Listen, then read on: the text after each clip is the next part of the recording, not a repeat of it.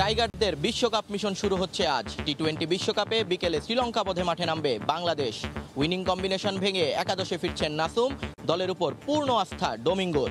Be too concerned about what gets said outside of the team, about people's opinions, media, whatever. My focus is on my team and making sure my team's prepared well for it mentally and physically.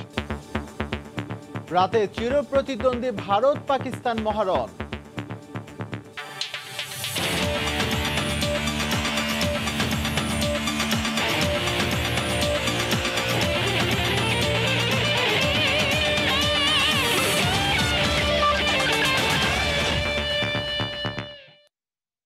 বিশ্বের নানা প্রান্তের খেলাধুলার খবর নিয়ে আমাদের নিয়মিত আয়োজন খেলার সময়, আর এই আয়োজন আপনাদের সঙ্গে আছে আমি এস এম ইকবাল। শুরু করছি টি-20 বিশ্বকাপের খবর দিয়ে। টি-20 বিশ্বকাপের সুপার 12-এর প্রথম ম্যাচে শ্রীলঙ্কার মুখোমুখি হবে বাংলাদেশ ক্রিকেট দল।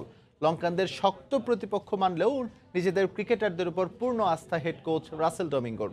এদিকে প্রথম ম্যাচে বাংলাদেশকে কোনো সুযোগ দিতে নারাজ লঙ্কানরা নিজেদের ফেভারিট মানছে। বাংলাদেশ সময় আজ বিকেল 4টায় শুরু হবে ম্যাচ। শারজা থেকে খলিলুর রহমানের ক্যামেরায় ম্যাচ প্রিভিউ নিয়ন মোহামিনের। আনুষ্ঠানিক সংবাদ সম্মেলনে রাসেল ডোমিঙ্গোকে ম্যাচের চেয়ে বেশি উত্তর দিতে হলো টিমের মানসিক অবস্থা নিয়ে। ঘরে বাইরে সমালোচনায় ক্রিকেটাররা রুষ্ট, এমন সংবাদ বাতাসে ভাসলেও জিনিসটাকে পাত্তাই দেননি প্রধান কোচ। ক্রিকেটে ফোকাস থেকে নিজেদের লক্ষ্য পূরণে এগিয়ে যেতে চান তিনি। প্রথম ম্যাচের আগে শেষ অনুশীলনে কোচের কথারই মান রাখলেন তার শিষ্যরা। ব্যাট হাতে খারাপ সময় পার করা মুশি অবশ্য ছিলেন একটু আলাদা। বারবার উইকেটের চারপাশে ঘুরে বুঝতে চাইলেন 22 গজের ধাঁধাটাকে। তবে কারো ব্যক্তিগত অফ ফর্ম নিয়ে খুব একটা চিন্তিত নন ডোমিঙ্গো। দু একজনের উপর নির্ভর করলে শুরুটা যে ছন্দময় নাও হতে পারে সেটা ভালোই জানা আছে তার। Always room for improvement in every department. আমার টিমের এক্স ফ্যাক্টর কোনো একজন নয়, পুরো দলটাই এক হয়ে খেলতে পারাটাই আসল। মুশফিক লিটনের খারাপ সময় যাচ্ছে, তবে সেটা স্থায়ী নয়। একটা ম্যাচে সব বদলে যেতে পারে। সোহান আফিফ বিগ হিটার, তারা হয়তো ক্লিক করছে না, কিন্তু তাই বলে তো আস্থা হারাতে পারি না। দলে পরিবর্তন আনবো উইকেটের বিবেচনায়, কারো ফর্মই এখানে মুখ্য হবে না। লঙ্কানরা পরিচিত প্রতিদ্বন্দ্বী। টেস্ট, ওয়ানডে, টি-20তে কিছুদিন আগেও তাদের সঙ্গে খেলেছে বাংলাদেশ। তাই আলাদা করে কোনো ভাবনা নেই সিংহদের নিয়ে। নিজেদের দিনে কোনো বাধা আটকাতে পারবে না রিয়াদ বাহিনীকে। শ্রীলঙ্কা দলে কে খেলবে আর কে খেলবে না সেটা আমার হাতে নেই, আমি ভাবছিও না সেটা নিয়ে। আমার ছেলেরা নিজেদের পারফরমেন্সের দিকে নজর দিচ্ছে। প্রতিপক্ষ যে আসুক না কেন নিজেদের বেসিকটাই ঠিক রাখা মুখ্য। এদিকে ম্যাচের আগেই বাংলাদেশকে এক প্রকার হুঙ্কার দিয়ে রাখলেন লঙ্কান অধিপতি। যে কোনো মানদণ্ডে নিজেদেরকেই এগিয়ে রাখছেন তিনি। আমরা অনেকদিন ধরে ভালো ক্রিকেট খেলছি। প্রাথমিক পর্বেও আমাদের অবস্থান অন্যদের চেয়ে ভালো ছিল, তাই ছন্দ বিচার করলে অবশ্যই আমরা এগিয়ে থাকবো। এ মাঠেও আমরা খেলেছি, তো বাংলাদেশের বিপক্ষে জয় না পাওয়ার কোনো কারণ দেখছি না। প্রাথমিক পর্বের শুরুটা ভালো ছিল না বাংলাদেশের, তবে শেষটা হয়েছে দুর্দান্ত। এখন মূল পর্বে সেই ধারাবাহিকতা ধরে রাখার চ্যালেঞ্জ টাইগারদের সামনে। যদিও শারজার এই ছোট গ্রাউন্ডে শ্রীলঙ্কার চেয়েও বড় প্রতিপক্ষ হয়ে যেতে পারে এখানকার আবহাওয়া। তবে পিচ আবার স্বপ্ন দেখাচ্ছে রাসেল ডোমিঙ্গোকে। তাই এখন দেখার বিষয় বাঘসিংহের এ লড়াইয়ে শেষ হাসি কে হাসে। শারজার ক্রিকেট স্টেডিয়াম থেকে নিয়ন মোহাইমিন, সময় সংবাদ, সংযুক্ত আরব আমিরাত। সুপার 12-এ বাংলাদেশ শ্রীলঙ্কাও দুই চির প্রতিদ্বন্দ্বী পাকিস্তান ভারতের ম্যাচ নিয়ে কথা বলতে আজ আমাদের সঙ্গে আছেন আন্তর্জাতিক ধারাভাষ্যকার সাথীরা জাকির। জেসি আপু, আপনাকে স্বাগত হচ্ছে আমাদের স্টুডিওতে। ডেফিনেটলি অনেক প্রত্যাশিত একটি ম্যাচ শুরু হতে যাচ্ছে বাংলাদেশের, অনেক স্বপ্নের একটা ম্যাচ। এই ম্যাচে গুড স্টার্ট আপ বাংলাদেশের ক্রিকেটের জন্য বা ফিউচারের জন্য খুবই ইম্পর্টেন্ট। গুড স্টার্ট আপটা আসলে কতটা দরকার বাংলাদেশের জন্য, একই সঙ্গে আপনি কতটা আত্মবিশ্বাসী বাংলাদেশের আজকের ম্যাচ নিয়ে? না, অবশ্যই আমি আত্মবিশ্বাসী, কারণ বাংলাদেশ যেভাবে খেলে এসছে, বিশেষ করে লাস্ট ম্যাচটা পিএনজি তার সাথে যখন খেলেছে, তারপরে মনে হয়েছে যে না, বাংলাদেশ মোটামুটি সবাই ফর্মে ফিরে এসছে। যদিও একজন দুজন, মুশফিকুর রহিম এবং সোহান ছাড়া সবাই কিন্তু মোটামুটি ব্যাটে বলে হয়েছে, কিছু কিছু হলেও রান করেছে। বিশেষ করে লিটন রান পেয়েছে লাস্ট ম্যাচটায়, তার আগের ম্যাচটায় নাইম শেখ যেহেতু রান পেয়েছে।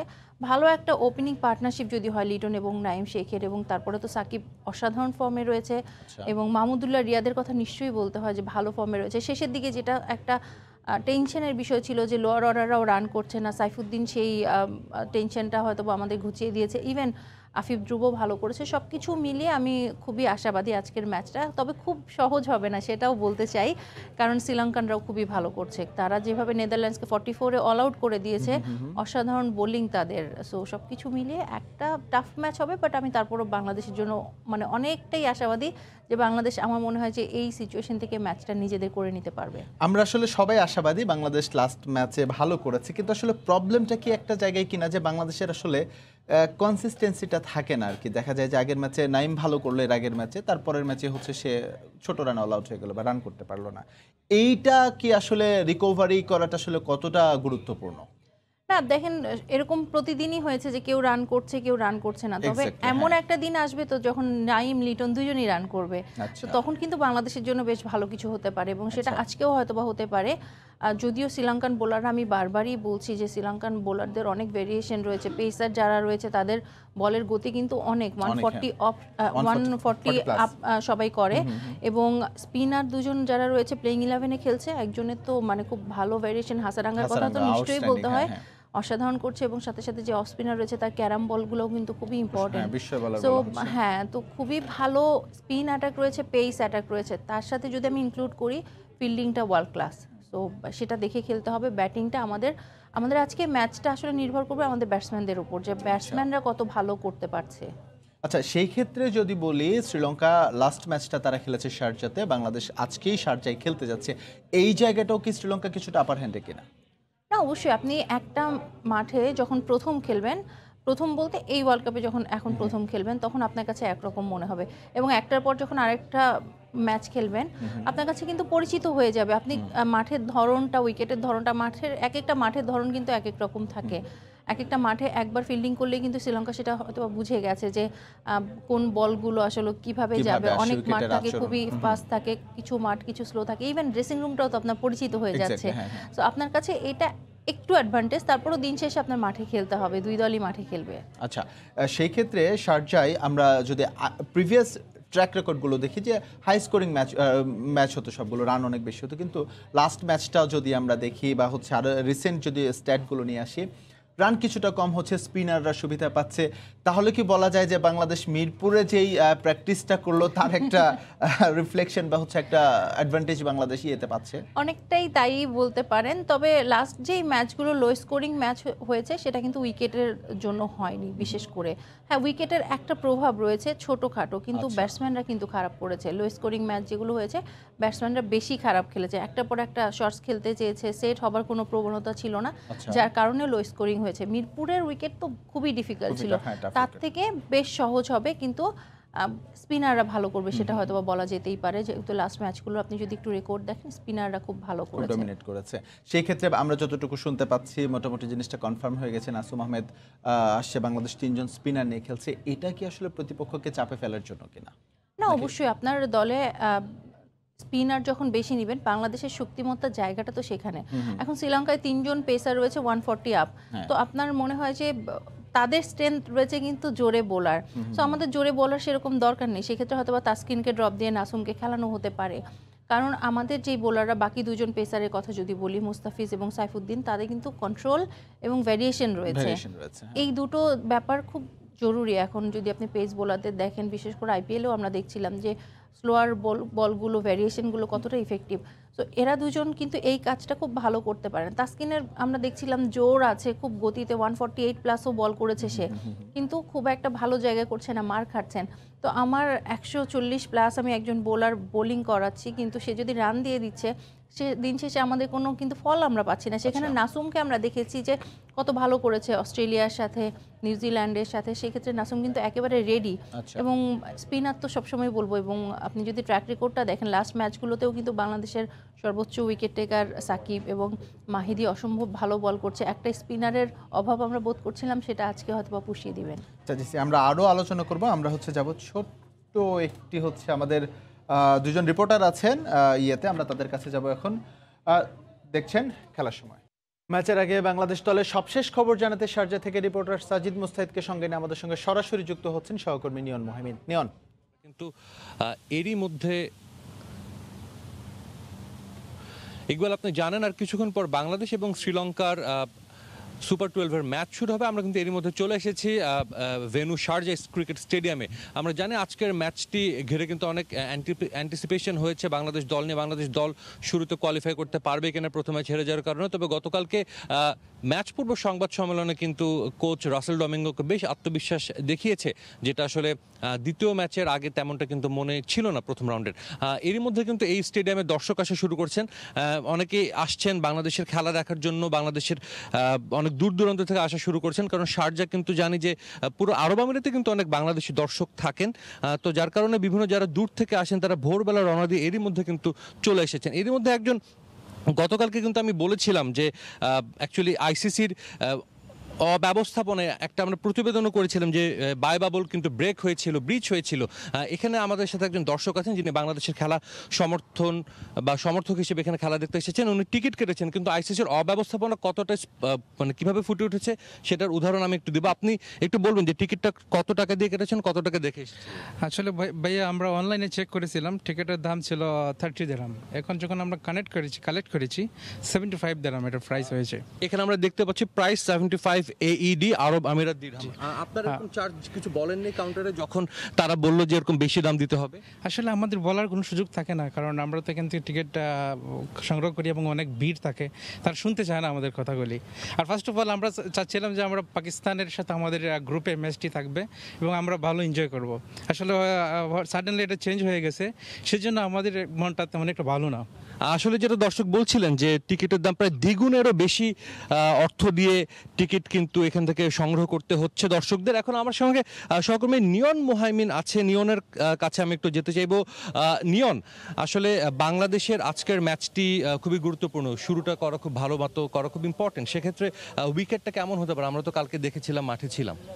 সাজিদ, কালকে যেভাবে আমরা উইকেট দেখছিলাম, উইকেটের পরবর্তীতে আমাদের প্লেয়াররা এসে যখন উইকেটের দেখছিলেন এবং পরবর্তীতে সংবাদ সম্মেলনেও যখন কথা হচ্ছিল, তখন বারবারই যেটা আসলে আমাদেরকে বলা হচ্ছিল যে উইকেটটা আসলে অনেক বেশি স্লো এবং লো হবে। কারণ স্বাভাবিকভাবেই দুবাইয়ের ম্যাচগুলো, যে আমরা জানি যে দুবাই এবং আবুধাবিতে ম্যাচগুলো যখন কালকে হয়েছে, সেটার পরবর্তীতে আসলে আমরা আরও ভালোভাবেই বুঝতে পারছি যে উইকেটের অবস্থা আসলে খুব বেশি ভালো নয়। আপনি জানেন যে এখানে দীর্ঘ সময় ধরে আসলে আইপিএল চলেছে। আইপিএল চলার পর মাত্র 6 থেকে 7 দিন সময় পেয়েছে আসলে মাঠের পরিচর্যা করবার জন্য।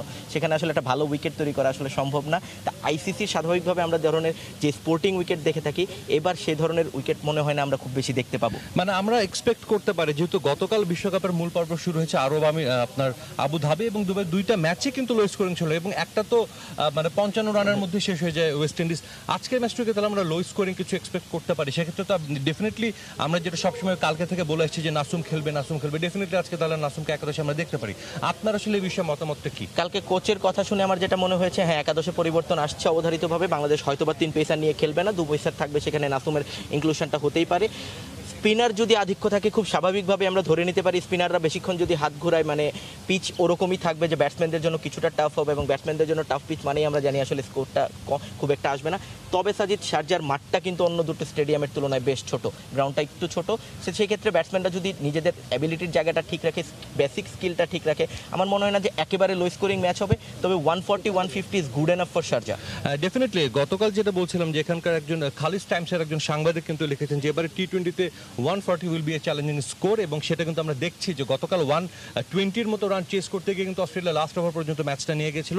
আজকে ডেফিনেটলি টসটা কিন্তু একটু ইম্পর্টেন্ট হবে, কারণ এখনই যে রোদ সেটা দুপুরবেলা আরও সেটা বাড়বে এবং এই কন্ডিশনের সঙ্গে মানিয়ে নিতে কিছুটা হলেও টাফ হবে বাংলাদেশের জন্য।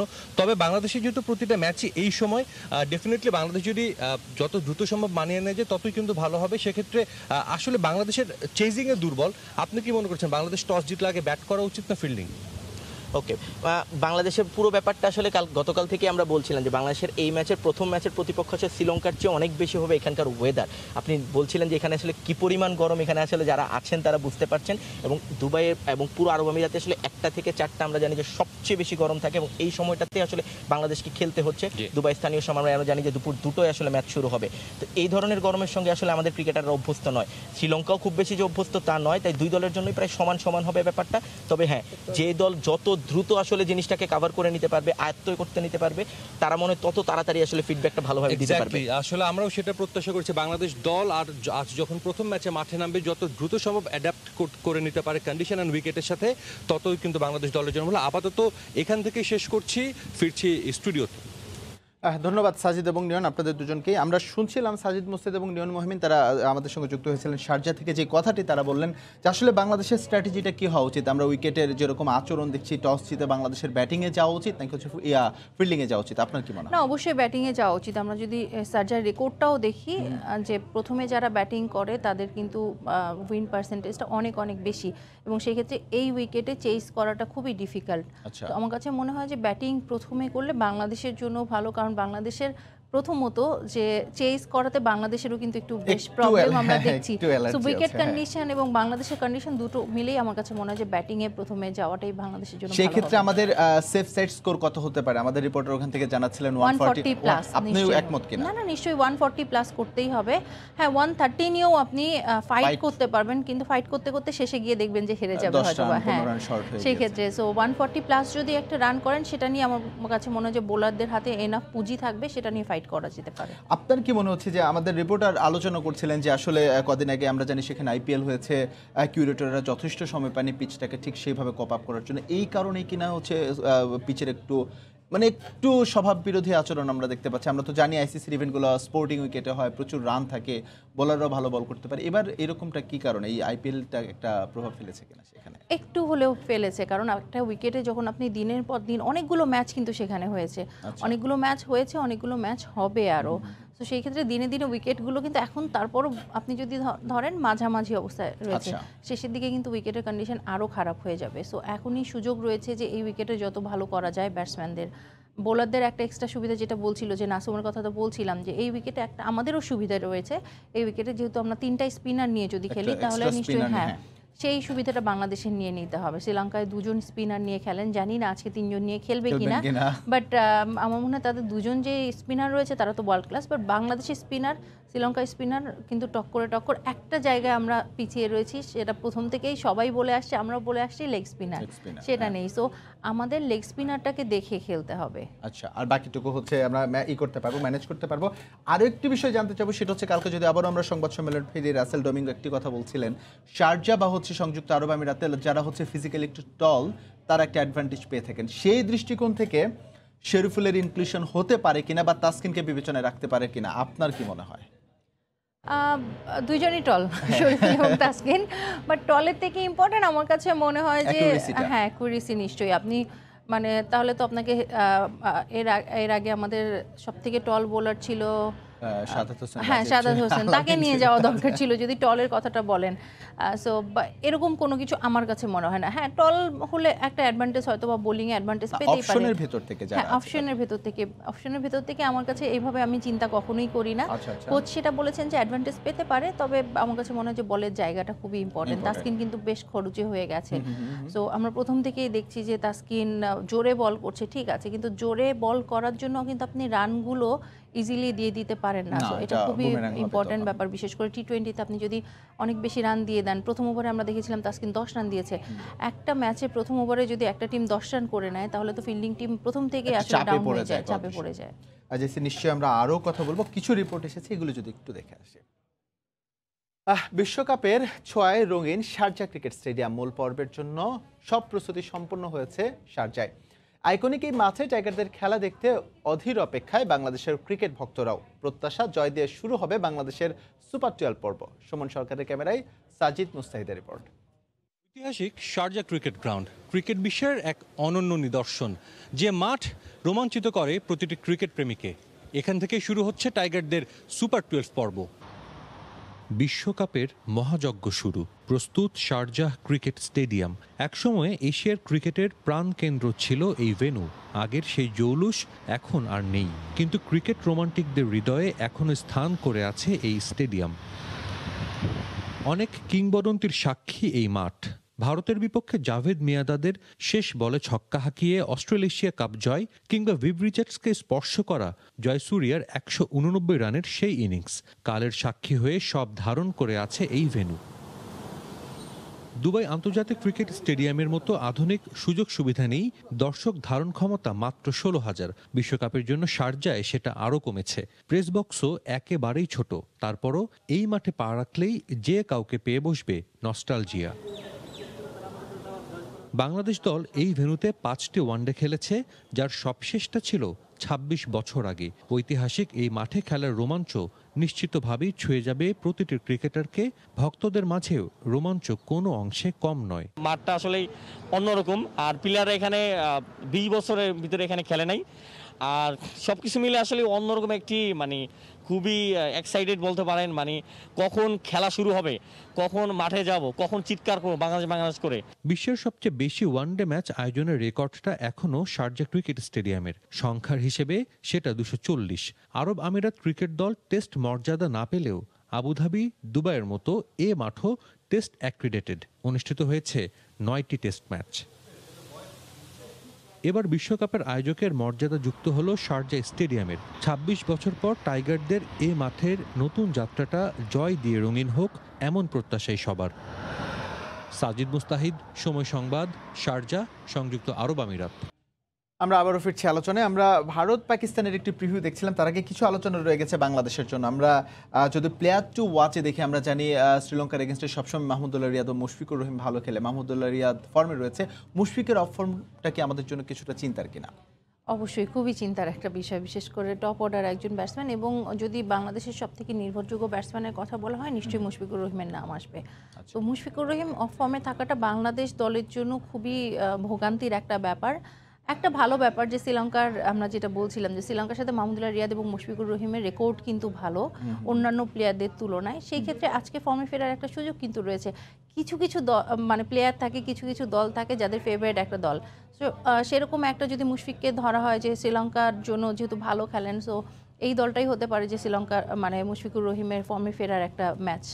সাকিবের ইম্প্যাক্টটা কতটুকু দেখছেন? আজকে যদি তিনি আরেকটু উইকেট পান তাহলে হচ্ছে ওয়ার্ল্ড কাপের সর্বোচ্চ উইকেট টেকার হবেন। শাহিদ আফ্রিদিকে টপকে এর আগেও হচ্ছে আরেকটা রেকর্ড করেছেন। সবকিছু মিলে সাকিবের ইম্প্যাক্টটা বা হচ্ছে কতটা করতে পারে, বাংলাদেশকে ইনফ্লুয়েন্স করতে পারে পজিটিভ ক্রিকেট? না, অবশ্যই যে সাকিব তো বাংলাদেশের সর্বকালের সর্বসেরা প্লেয়ার, এবং তিনি বারবারই সেটা ওয়ার্ল্ড কাপে গিয়ে আরো ভালোভাবে প্রমাণ করেন। তো পুরো বিশ্বকাপে বাংলাদেশকেও কেউ গুনায় না ধরলে সাকিবকে কিন্তু আলাদা প্ল্যান থাকে সাকিবকে নিয়ে। এবং সাকিব যখন ফর্মে থাকেন তখন কিন্তু বিধ্বংসী ফর্মে থাকেন, যেটা তিনি প্রমাণ করেছেন প্রথম ম্যাচ থেকে। প্রথম ম্যাচটা ছেড়েই দিই, পরে দুটো ম্যাচের কথা যদি বলি, তো সাকিব আল হাসান এমন একজন প্লেয়ার, তাকে নিয়ে সবসময় ভয়ে থাকবে অন্যান্য টিমগুলো, বিশেষ করে তার বোলিং, তার ব্যাটিং সবকিছু মিলে। এবং যখন তিনি ফর্মে থাকেন, সেটাই বলছিলাম যে বিশ্বকাপগুলো যেন সাকিবের জন্য নতুন করে একটা মানে নতুন একটা মঞ্চ, এবং আমার মনে হয় সব থেকে ভালো ফর্মটা তার বিশ্বকাপেই থাকে। তো এই ধরনের প্লেয়ারকে ট্যাকেল করা খুবই কিন্তু রিস্কি, এবং সাকিব খুব চিল মুডে আছে। এর আগের ম্যাচটায় তিনি, এর আগের প্র্যাকটিস ডেতে তিনি প্র্যাকটিস করেননি, তিনি রেস্ট করছেন, তিনি প্ল্যান করছেন যে তার কিন্তু খুব বেশি, যে সাকিব আল হাসান যে খুব বেশি কষ্ট করেন মুশফিকুর রহিমের মতো সবসময় নেটে পড়ে থাকেন, প্র্যাকটিস করেন, সেটা কিন্তু না। মানে মাথা খাটায় হচ্ছে, ন্যাচারালি ট্যালেন্টেড প্লেয়ার কিন্তু তিনি। তো তার খেলাটা শুধুমাত্র তার মাথা থেকে আসে আসলে। তো তিনি জানেন কখন কিভাবে কাকে বল করতে হবে, কিভাবে উইকেট নিতে হবে, তিনি জানেন কখন কিভাবে ব্যাটিং করতে হবে। তো সাকিবকে নিয়ে সবসময় অন্যান্য টিম টেনশনে থাকবে, এবং আমরা তো সবসময় সাকিবকে নিয়ে কিছু বলার নেই, যে ম্যাচ উইনিং প্লেয়ার। আচ্ছা, এই জায়গা থেকে যদি বলি, প্ল্যানের কথা বলছিলেনই, একদম শেষের দিকে চলে এসেছে আমরা আলোচনার। শ্রীলঙ্কার সবচেয়ে স্ট্রংগেস্ট পয়েন্ট কোনটা এবং একই সঙ্গে উইকেস্ট পয়েন্ট কোনটা, যেখানে হচ্ছে বাংলাদেশ টাচ করলে পরে আমরা আপার হ্যান্ডে চলে যেতে পারি? সব থেকে স্ট্রংগেস্ট আমি বলবো হাসারাঙ্গা, লেগ স্পিন, যেহেতু বাংলাদেশ লেগ স্পিনার নেই, এটাকে সামলাতে হবে ব্যাটসম্যানদের। বাংলাদেশ সবসময় লেগ স্পিনার না থাকাতে ব্যাটিংটাও লেগ স্পিনে একটু খারাপ করে। তো সব থেকে স্ট্রংগেস্ট পয়েন্ট হচ্ছে হাসারাঙ্গা এবং শ্রীলঙ্কার ফিল্ডিং। নিশ্চয়ই উইকেস্ট হচ্ছে শ্রীলঙ্কার ব্যাটিং। যদি বলি ব্যাটিং এমন একটা ব্যাপার, আপনার ইয়াং প্লেয়ার প্রচুর রয়েছে, ভালো ব্যাটসম্যান রয়েছে, তবে আপনার যদি সেখানে বেশ কিছু সিনিয়র প্লেয়ার না থাকে, ইয়াং প্লেয়াররা অনেক সময় বুঝে ওঠেন না আসলে কি করতে হবে, বাজেল হয়ে যান, সেই ম্যাচ প্রেশারটা হয়তো বা নিতে পারেন না। যার কারণেই বলছি 140+ একটা রান যদি বাংলাদেশ দেয়, সেই রানটা চেজ করতে গিয়ে ইয়াং প্লেয়াররা কিন্তু সেই প্রেশারটা ঠিকভাবে হয়তো বা নিতে পারবেন না, সেখানেই বাংলাদেশের জয়টা হওয়ার সম্ভাবনা রয়েছে। নিশ্চয়ই আমাদের প্রত্যাশা থাকবে বাংলাদেশ সেই জায়গায় হিট করবে, এবং হচ্ছে বাংলাদেশে হচ্ছে বলছিলাম গুড স্টার্টআপটা বাংলাদেশে খুবই দরকার, সেটা তুলে নিয়ে আসবে। এবার যদি হচ্ছে একটু ভারত পাকিস্তানের দিকে ফিরি, কেমন অনুভব করছেন আসলে? মঞ্চটা আসলে অনেকদিন ধরে কেমন যেন একপেশে হয়ে গেছে। আজকে এবার কি মনে হয়, আজকে রাতে কি তার সেটার ব্যতিক্রম হতে যাচ্ছে কিনা? এবারও মনে হয় এক পেশে হয়ে এবারও? যাবে, বিশেষ করে এই বিশ্বকাপে ভারত তো সব থেকে বড় শক্তির দল। আচ্ছা। মানে যে কোনো দলকে আপনি জিজ্ঞেস করবেন মোস্ট ফেভারিট টিম কে, এই ওয়ার্ল্ড কাপে ভারতের কথা বলবো। বিশেষ করে আইপিএলটা এতদিন দুবাই সার্জাতে খেলার পরে তো আরও বেশি স্ট্রং হয়ে গেছে। প্রত্যেকটা প্লেয়ার প্রচুর ম্যাচ খেলেছেন এখানে, ভারতের স্কোয়াডে যারা রয়েছেন। তো তাদের কাছে এটা একেবারে হোম ভেন্যুর মতো এখন হয়ে গেছে। যদিও পাকিস্তানের এখন হোম ভেন্যু বলা হয় এই মাঠগুলোকে, তারপরেও কিন্তু পাকিস্তান অনেকদিন ধরে এখানে সেভাবে খেলছেন না। তো সেই ক্ষেত্রে ভারতকে নিশ্চয়ই আমি অনেক অনেক বেশি এগিয়ে রাখবো। তবে পাকিস্তান তো সবসময় আনপ্রেডিক্টেবল, যে কোনো সময় যে কোনো কিছু হতে পারে। পাকিস্তানের ব্যাটিংটা একটু উইক বলবোই আমি। আর পাকিস্তানের বোলিংটা স্ট্রং রয়েছে সবসময়ই, আমরা জানি যে পাকিস্তানের বোলাররা বেশ স্ট্রং থাকে। বাবর আজম ভালো করছে। একটা দুটো প্লেয়ারকে যদি ভারত আউট করে দিতে পারে তাড়াতাড়ি, তাহলে নিশ্চয়ই পুরো ম্যাচটাই ভারতের হয়ে যাবে। আমরা জানি টি-20টা কিন্তু হচ্ছে মোটামুটি মানে ওয়ান ম্যান শো, বা দুইজন প্লেয়ার যদি খেলে তার কারো খেলার দরকার। সেই ক্ষেত্রে কি হচ্ছে মানে কারো একদম ফোকাস কারো উপরে কি রাখা ঠিক হবে কিনা, যে না ওই ঘুরিয়ে দিবে, বা দেখা গেল যে ওই দিনে স্পেসিফিক ওই ডেটাতে অন্য কেউ ভালো করে ফেলতে পারে। না, সেটাই বলছিলাম যে পাকিস্তানের একজন দুজন প্লেয়ার কিন্তু সেরকম দেখার মতো রয়েছে, সেরকম আর কেউ নেই। কিন্তু আপনি যদি ভারতের কথা বলেন, আপনি কাকে আটকাবেন? একজনের পর একজন, মানে এত ভালো ব্যাটিং লাইন আপ তাদের রয়েছে, মানে একজন দুজনকে আটকে আপনি আসলে পারবেন না। ভারতের পুরো ব্যাটসম্যান সবাইকে আটকাতে হবে, তাহলে আপনি ম্যাচ জিততে পারবেন। জি, ধন্যবাদ জেসি আমাদের সঙ্গে যুক্ত হওয়ার জন্য। আমাদেরও প্রত্যাশা থাকবে খুব জমজমাট একটা ম্যাচ হতে যাচ্ছে আজকে, বাংলাদেশ এবং ইয়েরটা সহ, ভারতেরটা সহ। ধন্যবাদ। চালু হলো অনলাইন ভিত্তিক ট্যাক্স রিটার্ন প্রস্তুত প্ল্যাটফর্ম ডিজিট্যাক্স। এখন থেকে ঘরে বসেই এই অ্যাপ ব্যবহার করে নিজের আয়কর গণনা ও প্রস্তুতকৃত কর রিটার্নের সফট কপি ডাউনলোড করতে পারবেন। অনুষ্ঠানে উপস্থিত ছিলেন বাংলাদেশ ক্রিকেট বোর্ডের পরিচালক খালেদ মাহমুদ সুজন। অ্যাপ্লিকেশনটি বাংলাদেশ আয়কর আইন এবং প্রবিধান অনুসরণ করে তৈরি করা হয়েছে এবং প্রতি বছর আয়কর নীতি অনুযায়ী কোনো পরিবর্তন থাকলে তা আপডেট করা হবে। এটি অত্যন্ত নির্ভরযোগ্য এবং নির্ভুল, কারণ এটি একজন দক্ষ কর আইনজীবী দ্বারা নির্দেশিত এবং অনুমোদিত। এই অ্যাপের প্রচারণায় জড়িত আছেন বাংলাদেশ জাতীয় ক্রিকেট দলের টি-20 অধিনায়ক মাহমুদুল্লাহ রিয়াদ।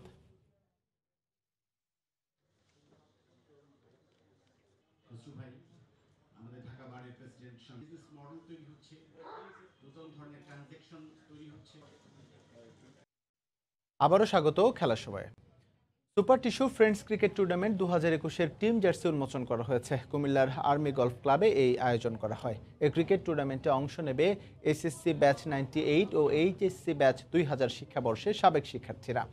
জার্সি উন্মোচন অনুষ্ঠানে উপস্থিত ছিলেন বাংলাদেশ জাতীয় ক্রিকেট দলের সাবেক ওপেনার শাহরিয়ার নাফিস। এছাড়াও প্রধান অতিথি হিসেবে সুপারস্টার গ্রুপের পরিচালক মাহবুবুর রহমান এবং বিশেষ অতিথি হিসেবে উপস্থিত ছিলেন বসুন্ধরা এলপিজি গ্যাসের নির্বাহী পরিচালক জাকারিয়া জামাল।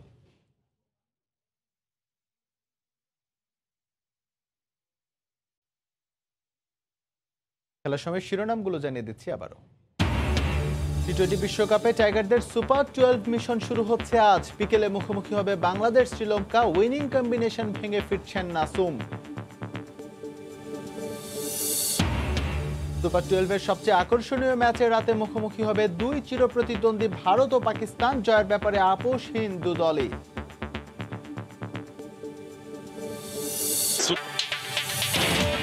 এই ছিল খেলার সময়, সঙ্গে থাকুন সময়।